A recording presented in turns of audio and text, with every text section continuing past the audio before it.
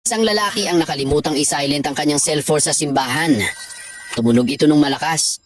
May mga taong nagbulungan, humusga. Pati ang pare, pinagalitan siya.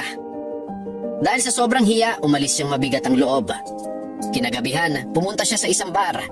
Dahil malungkot at lutang ang isip, aksidente niyang nabasag ang isang baso. Sabi ng waiter, "Okay lang po sir, ako na maglilinis." Dagdag naman ng bartender, "Huwag kayong mag-alala, nangyari talaga yan." May isa pang customer na inalok siya ng inumin. At sabi ng manager, "Huwag kang ma-stress, lahat tayo nagkakamali.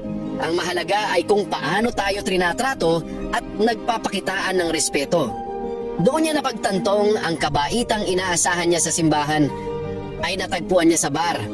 Mula noon, hindi na siya muling bumalik sa simbahan.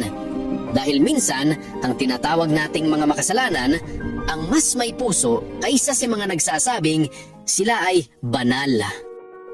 Aral. Ang tunay na kabaitan ay hindi nakabase sa lugar o sa titulo. Nagmumula ito sa pusong handang umunawa, magpatawad at sumuporta.